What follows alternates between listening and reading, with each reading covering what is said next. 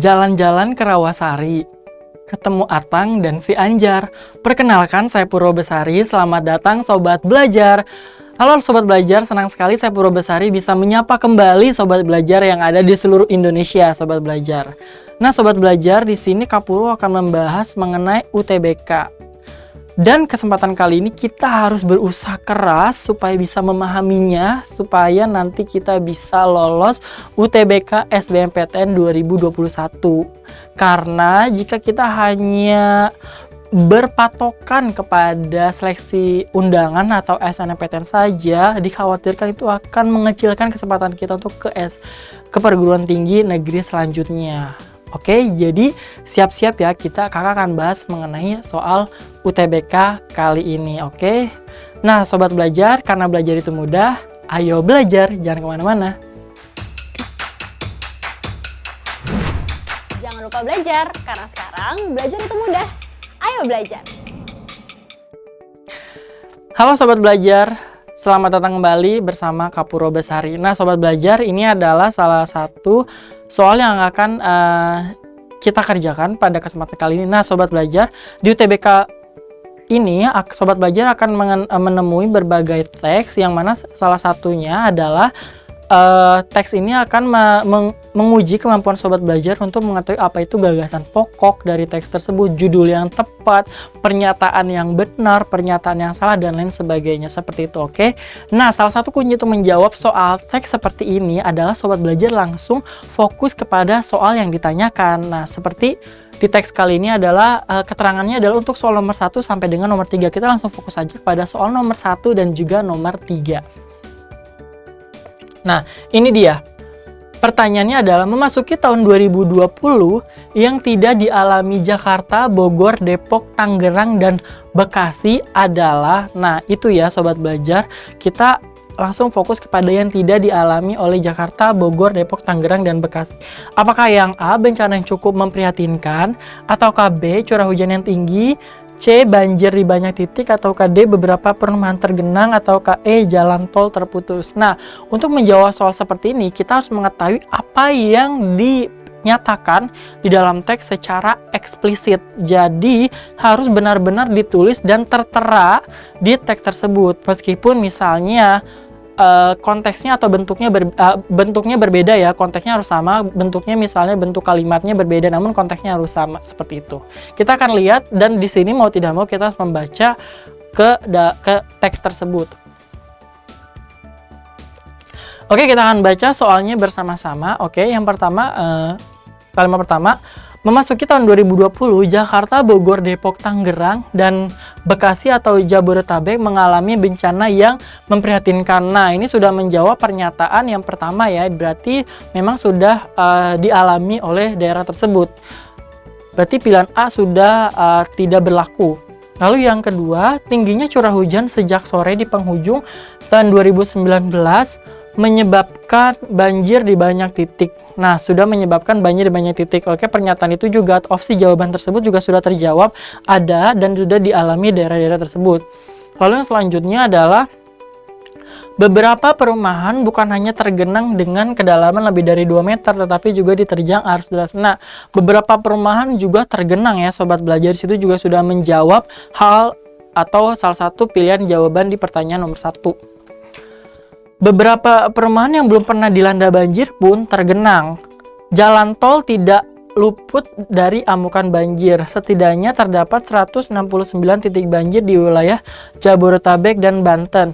Banjir diperkirakan menyebabkan 60 orang meninggal dan 173.050 orang mengungsi. Oke, di sini ada pernyataan bahwa jalan tol tidak luput dari banjir. Nah, oke.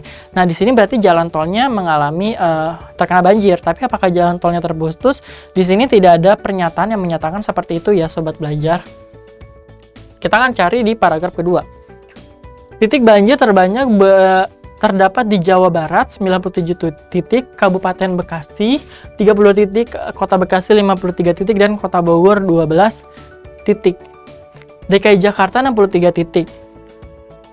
Kawasan di Kabupaten Lebak, Banten diterjang banjir bandang dan tanah longsor yang memaksa 17.200 orang mengungsi. Kerugian ekonomi dan banjir dan longsor itu tentu sangat besar. Mulai dari kerugian langsung, seperti rumah rusak ringan dan berat, hingga barang hilang tersapu banjir, termasuk rusaknya infrastruktur fisik serta prasarana sosial.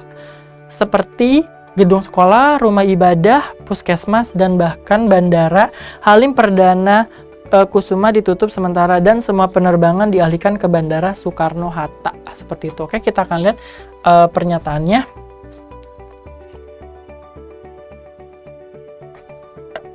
Nah, kita langsung mencocokkan dengan pernyataan-pernyataan yang ada. Oke, pertama, banjir yang cukup memprihatinkan. Ini juga dinyatakan oleh tadi di pernyataan tersebut, jadi sini sudah pasti dialami oleh semuanya, jadi tidak tepat. Lalu yang kedua, curah hujan yang cukup tinggi, benar sekali. Lalu di sini juga banjir di banyak titik, benar, terdapat di banyak titik 169 titik, dan di sini beberapa perumahan tergenang. Bahkan yang belum pernah banjir ikut mengalami banjir atau bahkan tergenang. Nah, yang tidak dijelaskan atau di statement adalah mengenai jalan tol terputus. Yang dijelaskan adalah jalan tol pun ikut terkena banjir. Jadi banjirnya ada di jalan tol, tapi bukan berarti jalan tolnya terputus. Nah, itu kita tidak bisa menyimpulkan seperti itu, apakah jalan tolnya terputus atau tidak, karena tidak ada di pernyataannya. Jadi ini bisa dikatakan tidak dialami oleh Jakarta, Bogor, Depok, Tangerang, dan Bekasi. Hanya jalan tolnya terkena banjir. Oke, jadi opsi yang paling benar untuk pertanyaan nomor 1 adalah opsi E. Seperti itu, sobat belajar.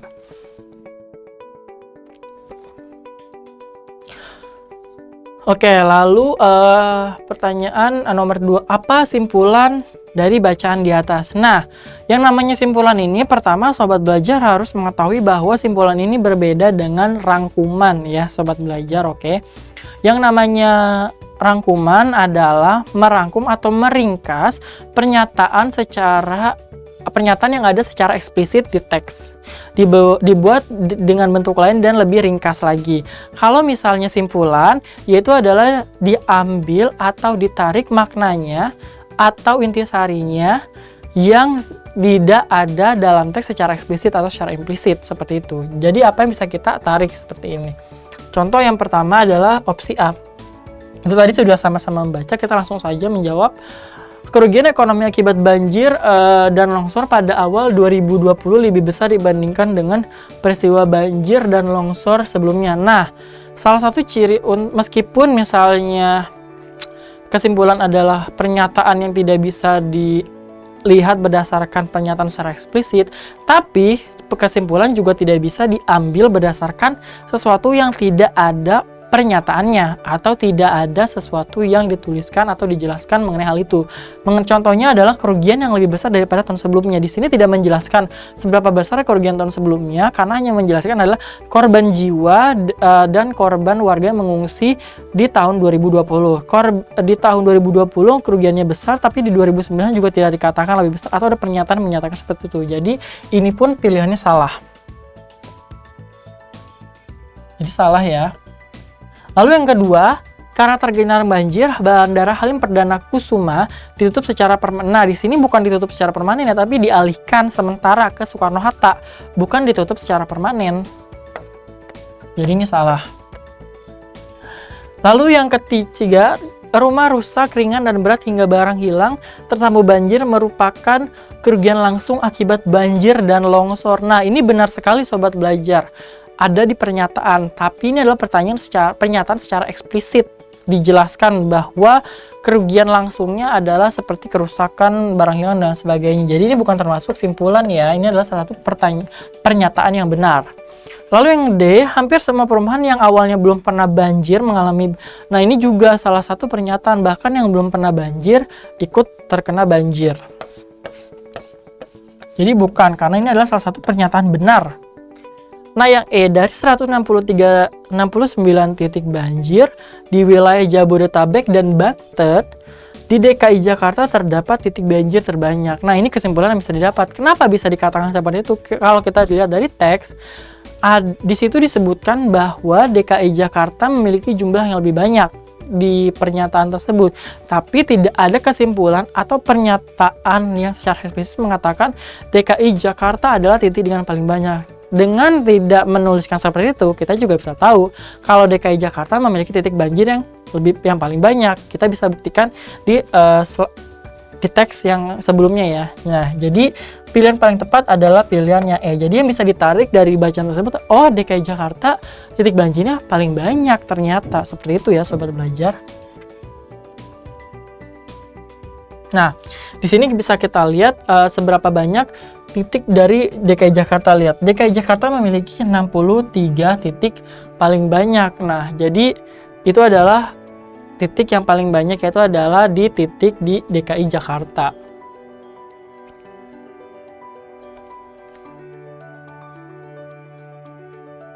Nah, jadi seperti itu ya sobat belajar, jadi jawabannya ya. Oke, lalu dan kenapa tadi jawabannya kok bukan Jawa Barat 97? Karena kota yang dilandanya adalah Jabodetabek, Jakarta, Bogor, Depok, bukan Jawa Barat, Bogor, Depok. Jadi seperti itu ya alasannya kenapa Jawa Baratnya 97 tidak dihitung, karena dibagi lagi menjadi beberapa kota yang termasuk Jabodetabek itu. Oke, yang ketiga, beberapa kalimat dalam bacaan di atas tidak baku. Untuk memperbaikinya, pernyataan manakah yang tidak tepat? Oke, kita akan melihat terlebih dahulu nih caranya, oke? Jadi di sini sobat belajar jangan terkecoh oleh soalnya ya. Harus teliti sekali makna dari soal ini apa. Seperti ini. Contohnya dia soal ini. Di sini soalnya mengatakan seperti ini. Beberapa kalimat dalam bacaan di atas tidak baku. Oke, berarti kalimatnya salah ya. Kalimatnya tidak baku. Untuk itu, untuk memperbaikinya, berarti kita memperbaikinya dong, mencari yang benarnya kan. Nah, tapi di sini ditulis pernyataan manakah yang tidak tepat, berarti yang salah yang mana nih kalau diperbaiki. Jadi kita mencari pernyataan yang salah untuk memperbaiki. Jadi hati-hati membaca soalnya. Jangan kita terlalu cepat, harus cari yang benar yang mana, seperti itu. Oke? Kita akan lihat. Oke, pertama kita lihat dulu yang pertama. Salah satu preposisi di pada kalimat 2 harus diubah menjadi pada. Nah, sobat belajar, preposisi di ini untuk menunjukkan lokasi dan waktu dan memiliki makna yang sama dengan preposisi pada itu sendiri. Jadi, ketika ada di atau pada boleh diganti oleh keduanya, tidak masalah. Nah, tapi kenapa ini perlu diganti atau tidak? Kita lihat dulu kalimatnya. Pada kalimat 2 ya. Preposisi di diganti dengan preposisi pada. Oke, kita simpan dulu, kita tahan dulu. Lalu yang kedua, bagian relasi bukan hanya pada kalimat 3 harus diganti menjadi tidak hanya, bukan hanya diganti di tidak hanya ya. Preposisi di kalimat 2 diubah menjadi pada. Bagian relasi bukan hanya atau konjungsi bukan hanya diganti dengan tidak hanya. Angka bilangan 2 ditulis dengan huruf kalimat 3. Angka bilangan 60 seharusnya ditulis dengan huruf 60. Tanda baca koma harus dibubuhkan setelah kata bahkan pada kalimat 3. Oke, kita akan lihat ya pada kalimat 3. Kita akan lihat. Jadi ini adalah ketentuan-ketentuannya.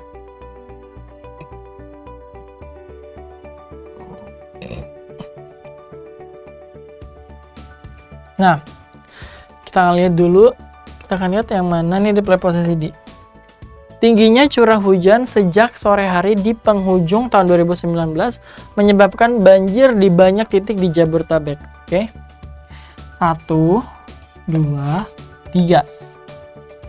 Ini penggunaannya sudah tepat, namun di sini terlihat kurang pas karena semuanya menggunakan di. Dari 3 preposisi, 3-tiganya menggunakan di. Padahal pada bisa digunakan oleh salah satunya untuk menggantikan preposisi di yang memiliki makna dan konteks yang sama sehingga tepat digunakan. Jadi bisa dikatakan karena ini 3 untuk mengubah bentuk kalimatnya supaya tidak adanya pengulangan yang sama atau pemborosan kata, maka salah satu preposisi di ini bisa diganti. Contoh, sejak sore hari pada penghujung tahun 2019 di banyak titik di Jabodetabek. Ini juga boleh seperti itu. Jadi ini benar ya, jadi tidak salah jika memang diganti dengan preposisi di seperti itu, oke? Lalu yang selanjutnya. Jadi memang ini harus diganti karena memang salah ya. Lalu yang selanjutnya adalah bukan hanya tergenang lebih dari 2 meter, tetapi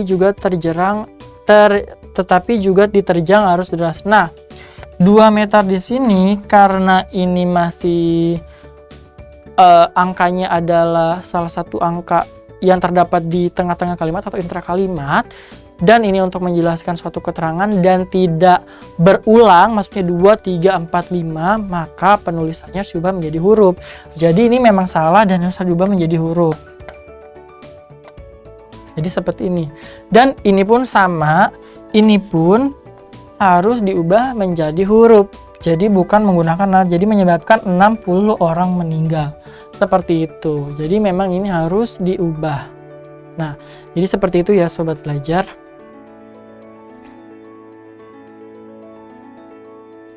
Oke, sekarang kita lanjut untuk melihat ke yang selanjutnya, yaitu adalah tidak hanya dan bukan hanya.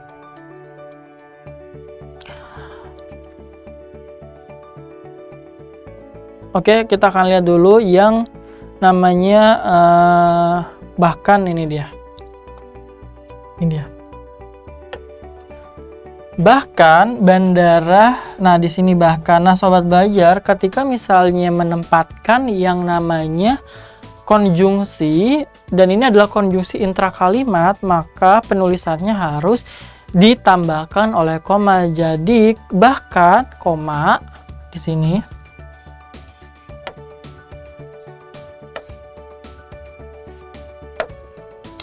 Bahkan koma gitu kan, bahkan Bandara Halim Perdana Kusuma ditutup sementara dan semua penerbangan dialihkan ke Bandara Soekarno-Hatta. Seperti itu. Karena ini adalah preposisi di awal kalimat. Seperti itu. Jadi ini harus diletakkan di awal kalimat dan diberikan tanda koma untuk memisahkannya. Seperti itu. Jadi memang ini kurang tepat kan, tidak ada koma, jadi harus dibenarkan. Otomatis yang salah adalah yang opsi B, yaitu mengganti bukan hanya dengan tidak hanya. Oke, kita akan lihat ya. Oke, kita akan mencari yang namanya bukan hanya dengan tidak hanya itu sendiri. Oke, nah di sini ya, di kalimat ketiga. Gini, bukan hanya diganti dengan tidak hanya. Jawabannya adalah bukan hanya dengan tidak hanya memiliki makna atau penggunaan yang setara. Jadi boleh menggunakan bukan hanya atau tidak hanya, jadi tidak ada permasalahan. Kecuali, dan ini sama ketika menggunakan preposisi di dan pada.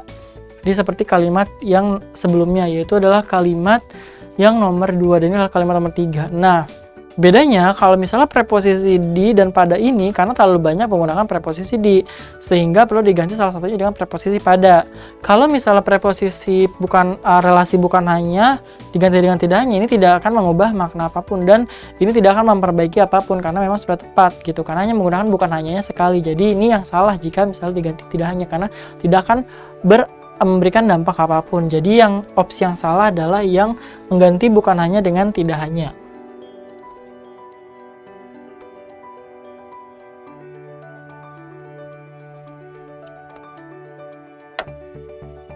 Nah, di sini ya, bagian relasi bukan hanya harus diganti tidak hanya, dan tidak harus ya, karena sudah tepat penggunaannya. Jadi ini dirasa kurang tepat dan ini salah. Jadi ini jawabannya ya.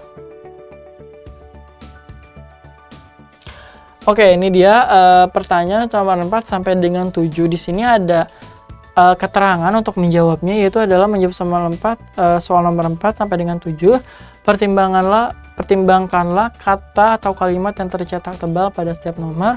Tidak perlu diperbaiki A, atau dengan pilihan lain yang tersedia B, C, D, atau D. Jadi kalau misal tidak perlu diperbaiki A, kalau perlu diperbaiki B, misalnya opsi B apa, opsi C apa, D apa, E apa, seperti itu ya sobat belajar. Kita akan langsung membaca pada soalnya. Sebenarnya tidak usah dibaca soalnya karena kita sudah tahu yang mana akan dijadikan soalnya. Ini pertama ada nomor 4, kaula muda, lalu nomor 5, kalimat ini, lalu nomor 6 dan nomor 7. Nah, sudah sobat belajar tahu ini adalah soal-soal yang akan ditanyakan. Nah, ini adalah soalnya yang akan ditanyakan pada soal nomor 4, yaitu adalah kaula muda. Nah, kira-kira kaula muda di sini perlu diganti atau tidak ya sobat belajar? Kaula muda apa sih? Sering sekali kan bisa dikatakan sering sekali kita mendengar istilah tersebut, kaula muda gitu kan. Apa sih artinya seperti itu? Nah, oke. Nah, kaula muda di sini artinya adalah generasi muda atau orang-orang muda gitu ya.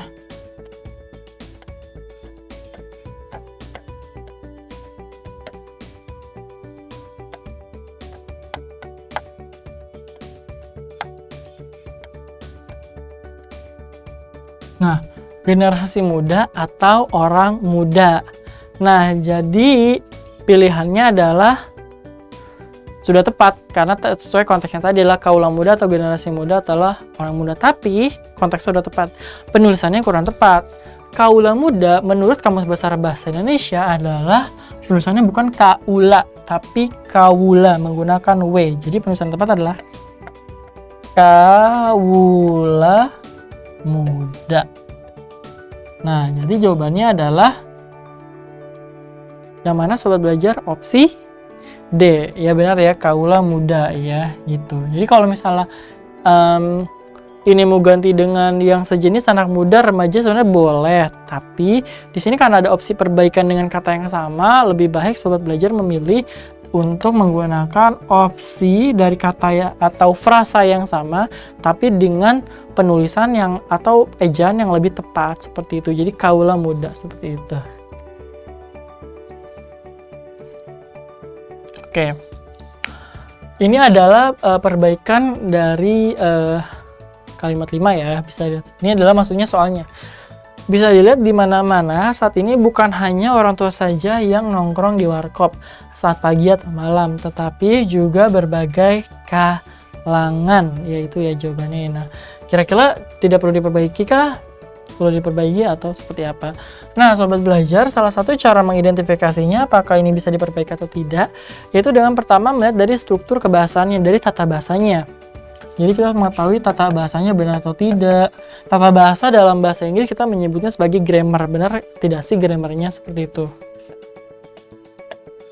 Lalu selanjutnya kita juga harus mengetahui apakah ejaannya tepat yang ditulis di semua ini dari ejaan penulisan huruf kapital, huruf miring, ejaannya baku atau tidak, dan lain sebagainya seperti itu.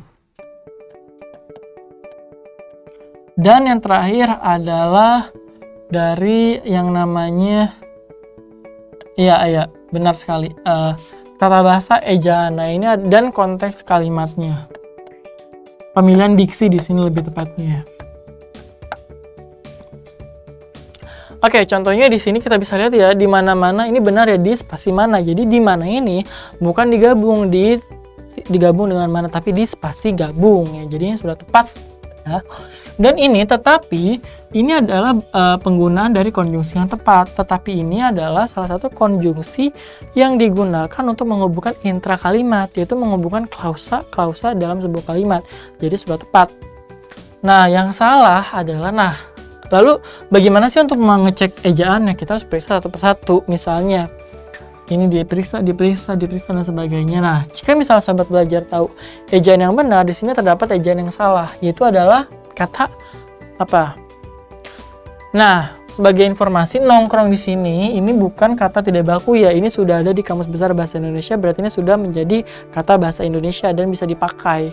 Nah, jadi ini sudah ada di KBBI ya. Bisa dicek sendiri sahabat belajar. Jadi ini tidak salah. Lagi pula semuanya ada kata nongkrong di opsi jawabannya, oke? Nah, yang salah adalah kata orang tua. Kenapa bisa kata orang tua salah gitu kan? Ternyata orang tua itu penulisannya harus dipisah. Orang spasi tua. Kalau olahraga digabung, kalau orang tua dipisah, sepak bola dipisah, sapu tangan digabung. Suka duka dipisah, Sukacita digabung, dukacita digabung. Jadi banyak sekali yang kita tahu ke penggabungan karena termasuk ejaan loh sobat belajar.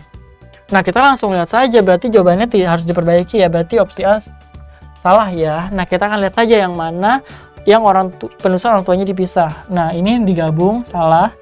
Ini dipisah benar.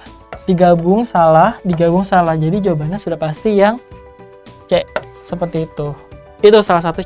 Nah, ini untungnya dan mudahnya ini adalah hanya penulisan dari atau ejaan dari orang tua saja, seperti itu. Jadi kita bisa dengan mudah langsung menentukan jawabannya. Bagaimana kalau misalnya juga dianalisis dari misalnya preposisi di mana saja, di mana-mana, atau dan lain sebagainya. Nah, itu juga akan membuat kita berpikir dua kali seperti itu. Jadi caranya adalah itu tidak menjadi jaminan bahwa akan hanya ada satu kata yang dijadikan salah dan kita mencari perbaikannya.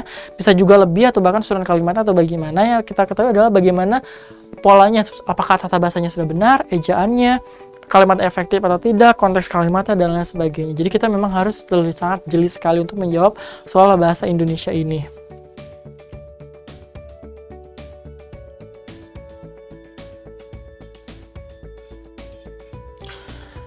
Nah, ini dia tetapi. Sebenarnya kakak tadi sudah menjawab sebenarnya sobat belajar. Kalau misalnya sobat belajar tadi sedikit memfokuskan kepada apa kakak sampaikan. Nah, di sini yang pasti tetapi dan juga penulisannya sudah tepat.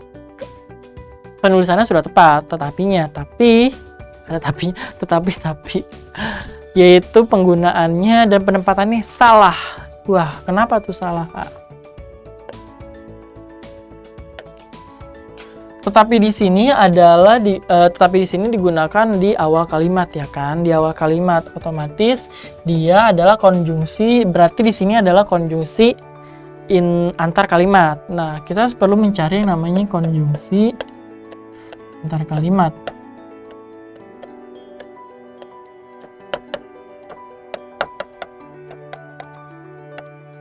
Nah, konjungsi antar kalimat untuk yang namanya kosesif atau berlawanan bukan menggunakan tetapi,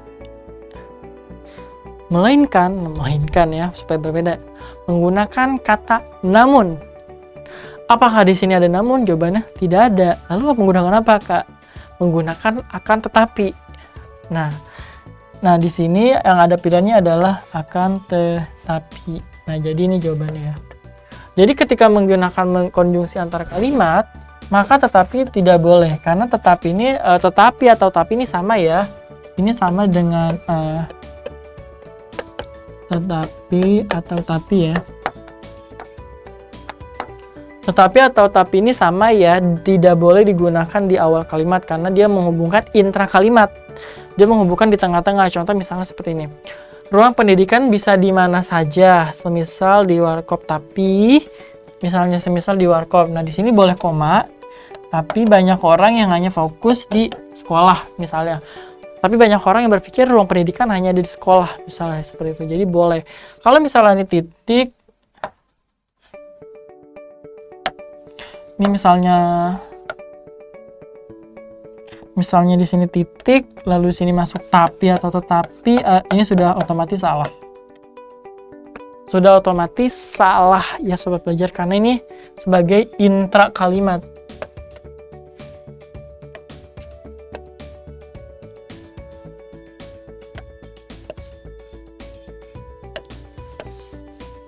Nah, ini sebagai penghubung intra kalimat.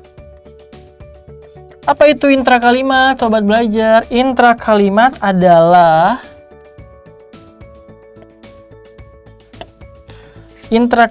adalah penghubung antar klausa dalam sebuah kalimat atau menghubungkan antara kalimat induk dengan anak kalimat, di mana anak kalimat tidak bisa berdiri sendiri. Seperti itu. Jadi ini beradanya di tengah-tengah nih.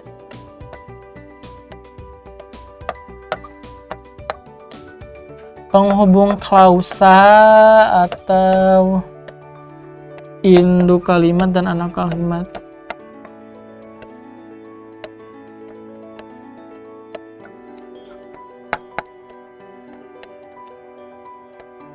Nah, itu ya, jadi wah banyak sekali ya penjelasan tetapi. Nah, jadi itu ya salah satunya adalah jadi ini harus diperbaiki dengan menggunakan akan tetapi. Itu ya jawabannya sobat belajar untuk menjawab soal nomor 6 ini ya. Oke. Nah, di sini tadi kan kita sudah melihat berdasarkan penulisan ejaan yang tadi nomor 6. Nomor 4 maksudnya, lalu juga nomor 6 yaitu berdasarkan dari konteksnya, penempatannya. Dan sekarang nomor 7 kira-kira dari mana lagi nih, apakah ini perlu diperbaiki atau tidak ya, seperti itu. Oke. Warkop dengan 7 tanda yang khas dan sederhana membuat siapapun bisa berkunjung. Nah, tanda di sini kira-kira perlu diperbaiki atau tidak ya? Jawabannya adalah warkop dengan tanda yang khas, sederhana dan sederhana membuat siapapun. Nah, tanda di sini biasanya kan orang kalau misalnya ada tanda berarti dia akan menjadi ciri khas dan membuat orang akan langsung terfokus kepada dia kan. Nah, dan akan membuat mudah dikenali kan. Tapi di sini maksudnya bukan untuk sesuatu yang mudah dikenali gitu kan. Karena di sini penggunaan tanda di sini adalah kurang tepat. Nah, di sini harus diganti dengan kata yang bisa mewakili bahwa si warkop ini memiliki bentuk atau juga secara visual bisa dilihat dan sehingga orang bisa membuatnya bisa dikunjungi seperti itu. Jadi bukan tanda, tapi membuat orang bisa melihat tampilannya. Nah, karena di sini tidak ada tampilan, maka kita harus mencari ke kata yang konteksnya hampir sama, yaitu adalah penampilan, karena berhubungan sesuatu yang ditampilkan. Nah, jadi warkop yang memiliki sesuatu yang ditampilkan akan dan sederhana, yang khas dan sederhana akan membuat orang bisa berkunjung. Kenapa bisa berkunjung di sini? Maksudnya bukan jadi kemampuan orang jadi dimampukan ya, tapi maksudnya jadi membuat orang mau berkunjung seperti itu. Jadi itu ya maknanya ya. Nah, jadi jika penampilannya khas dan juga sederhana membuat orang bisa berkunjung. Nah, jadi yang tepat itu adalah maknanya adalah penampilan, memiliki sesuatu yang bisa ditampilkan.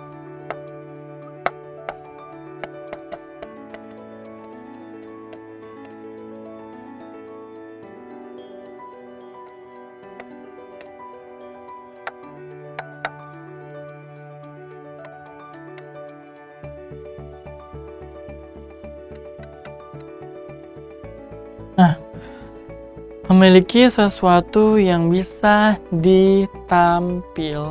Seperti itu ya sobat belajar. Oke, ini dia nomor 8. Oke, ini adalah teks. Kita akan lihat pertanyaannya mana. Nah, pertanyaannya nomor 8 dan ternyata hanya satu nomor. Nah, ini juga jangan kaget nanti jika sobat belajar menemukan hanya sebuah teks, namun pertanyaannya hanya untuk satu pertanyaan seperti itu. Oke, nah kita langsung baca saja pertanyaannya ya. Apa sih yang ingin ditanyakan dan ingin dicari tahu? Manakah kalimat yang tepat untuk menutup paragraf di atas? Nah, kira-kira apa ya paragraf yang tepat untuk menutup paragraf di atas? Kita harus membaca terlebih dahulu ya, mau tidak mau kalau melihat paragraf seperti ini. Berita yang dilansir Antara bulan lalu dengan tajuk Bahasa Indonesia berpeluang jadi bahasa kedua ASEAN memberikan satu harapan besar bagi Indonesia untuk berbicara di kancah internasional. Sekarang ada kesadaran di kalangan warga Filipina, teristimewa di kawasan selatan negara ini, bahwa mereka perlu belajar bahasa Indonesia karena bahasa itu dapat dimengerti di 4 negara anggota ASEAN lainnya, Brunei, Malaysia, Singapura, dan Thailand Selatan. Selain keempat negara ASEAN itu, sebagian warga suku Khmer di Kamboja, Laos, dan Vietnam mengerti bahasa Melayu yang menjadi induk bahasa Indonesia. Nah, sama pertanyaannya, manakah kalimat yang tepat untuk menutup paragraf di atas? Kira-kira apa ya? Di sini sudah menjelaskan data kalau misalnya bahasa Indonesia ini sudah banyak dipelajari di negara ASEAN atau banyak dimengerti dan dipakai di negara ASEAN. Contohnya karena dari bahasa Melayu ya, induknya bahasa Indonesia itu adalah Brunei, Malaysia, Singapura, dan Thailand gitu kan. Lalu juga ternyata di warga suku Kem di Kamboja, Laos, dan Vietnam juga mengerti bahasa Melayu. Jadi kira-kira harapan yang dicapai apa ya? Untuk menutup kalian kesimpulan bisa dicapai apa ya? Seperti itu. Oke, kita akan lihat dulu. Untuk itu kita perlu menggalakkan penyebaran kamus bahasa Indonesia akan memudahkan orang asing. Oke, kita tahan dulu. Lalu yang kedua B, dengan demikian jelaslah bahwa bahasa Indonesia menjadi bahasa yang diidamkan di kawasan ASEAN. Oke, yang C, oleh karena itu bangsa Indonesia harus dapat menggunakan bahasa Indonesia dengan baik dan benar. Ataukah D, untuk itu perlu diupayakan agar bahasa Indonesia menjadi bahasa utama ASEAN. Ataukah E, sehubungan dengan hal itu, menjunjung tinggi bahasa Indonesia menjadi kewajiban seluruh bangsa Indonesia. Gitu, oke. Nah, di sini kita harus melihat dulu konteksnya dan sebenarnya makna atau kesimpulan bisa ditarik dari teks ini apa. Nah, itu adalah berdasarkan dari pernyataan-pernyataan yang ditulis di teks tersebut. Oke, pertama, di sini adalah mengenai menggalakkan penyebaran kamus. Nah, penyebaran kamus di sini harusnya didukung oleh pernyataan bahwa memang kebutuhan akan kamus karena memang bahasa Indonesia sedang galak dipelajari ya, sangat banyak sekali. Oleh sebab itu, harus digalakkan adalah penyebaran kamus. Namun karena dari awal sampai tidak membahas ini, jadi ini dirasa kurang tepat ya untuk menggalakkan bahasa Indonesia. Yang B, dengan demikian jelaslah bahwa bahasa Indonesia menjadi bahasa yang diidamkan. Nah, di sini adalah perhitungan yang atau juga penelitian yang menyatakan bahwa banyak yang dikatakan bisa menggunakan bahasa Indonesia, bukan menginginkan bahasa Indonesia seperti itu.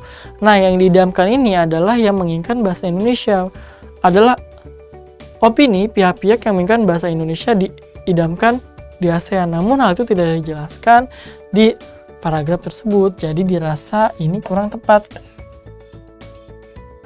Yang C, oleh karena itu bangsa Indonesia harus dapat menggunakan bahasa. Nah, di sini seharusnya kalimat atau pernyataan yang ditulis adalah bagaimana bahasa Indonesia banyak digunakan di negara-negara ASEAN lainnya dan di Indonesia kurang. Makanya kesimpulannya adalah orang Indonesianya harus bisa lebih menggalakkan penggunaannya gitu, harus mengutamakan bahasa Indonesia karena negara lain saja banyak, tapi kan bukan seperti itu kan pernyataannya. Jadi oleh sebab itu pernyataan ini tidak tepat. Lalu yang D, untuk itu perlu diupayakan agar bahasa Indonesia menjadi bahasa utama ASEAN. Nah, di sini terdapat ambisi bahwa bahasa Indonesia perlu menjadi bahasa utama ASEAN karena melihat dari situasi dan kondisi dari beberapa negara ASEAN lainnya yang mensupport adanya penggunaan yang mendukung adanya penggunaan bahasa Indonesia, yaitu adanya di negara Brunei, Laos, dan sebagainya gitu, karena memang mereka mengerti bahasa Melayu itu sendiri. Jadi ini bisa dikatakan masih sangat relevan dengan paragraf tersebut gitu, karena telah menjelaskan sesuai dengan data atau pernyataan dan diakhiri dengan oleh karena itu perlu diupayakan. Nah, di sini juga perlu diupayakan ya, bukan bagaimana caranya memaksakan seperti itu. Jadi ini sudah tepat. Lalu yang E, sehubungan dengan menjunjung tinggi bahasa. Nah, ini juga sudah tidak dijelaskan ya, berhubungan dengan nasionalisme warga yang berkurang. Tapi di sini kan tidak dijelaskan berkurangnya nasionalisme warga mengenai bahasa Indonesia itu sendiri, seperti itu. Jadi yang benar adalah opsi yang D. Untuk itu perlu diupayakan agar bahasa Indonesia menjadi bahasa utama ASEAN, seperti itu. Oke, nah di sini ada teks yang digunakan untuk menjawab pertanyaan nomor 9 sampai dengan nomor 11. Nah, sama seperti sebelumnya, kita harus mengetahui dulu yang namanya soalnya supaya lebih mengefisiensikan waktu. Seperti itu. Ide pokok tersebut adalah, di sini ada keterangan ide pokok tersebut. Kalau misalnya ide pokok tersebut mau tidak mau kita harus menjawab kita harus membaca keseluruhan teks ya. Kecuali memang yang ditanyakan adalah ide pokok paragraf pertama atau kedua, kita langsung fokus saja. Tapi di sini ide pokok teks tersebut berarti keseluruhan paragraf kita harus baca, yang mana yang bisa merepresentasikan dari si teks tersebut. Oke, kita akan baca berarti sobat belajar. Oke, kita akan baca dulu ya sobat belajar.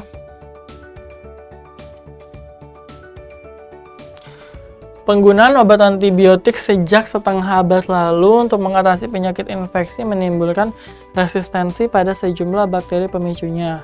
Selama 1 dekade terakhir, hampir setiap jenis bakteri jadi lebih kuat dan kurang responsif terhadap pengobatan antibiotik. Oke. Masalah itu dihadapi hampir semua negara termasuk Indonesia dan menyebabkan penyakit kian sulit disembuhkan.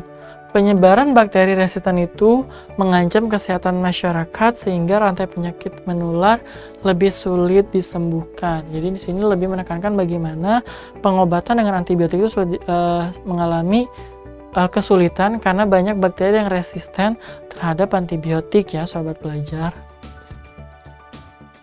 Lalu yang kedua, saat ini beberapa jenis mikroba telah resisten terhadap antibiotik, antara lain resistensi bakteri Staphylococcus aureus yang kerap ada di kulit manusia terhadap methicillin MRSA.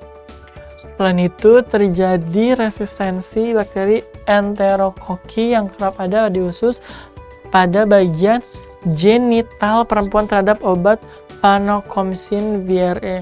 Resistensi bakteri pneumokokki menyebabkan infeksi paru terhadap obat penisilin, dan resistensi kuman tuberkulosis terhadap beberapa jenis obat TB atau multiresisten Mycobacterium tuberculosis. Hasil riset antimikroba di Indonesia menunjukkan ada resistensi mikroba pada antibiotik chloramphenicol, ampicillin, cotrimoxazole, spirofloxacin, dan gentamicin. Oke, jadi di sini lebih menjelaskan virus-virus apa yang di awal adalah mengenai secara garis besar mengenai resistensi virus terhadap antibiotik itu sendiri. Lalu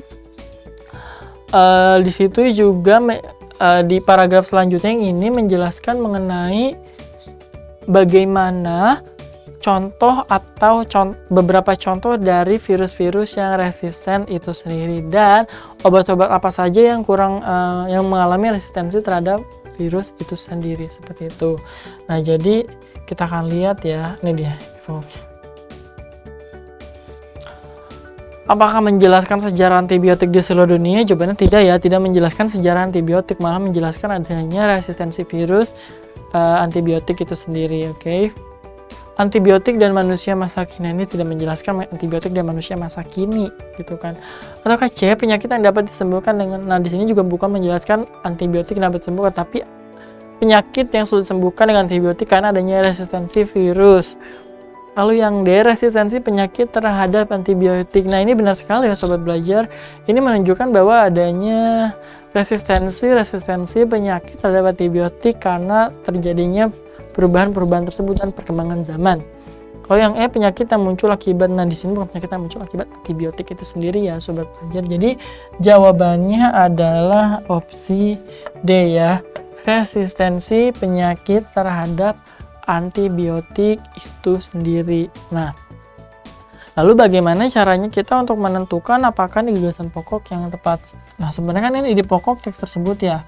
Kalau misalnya ditanyakan adalah paragraf tertentu, maka kita bisa mencarinya dengan pertama menentukan jenis paragrafnya.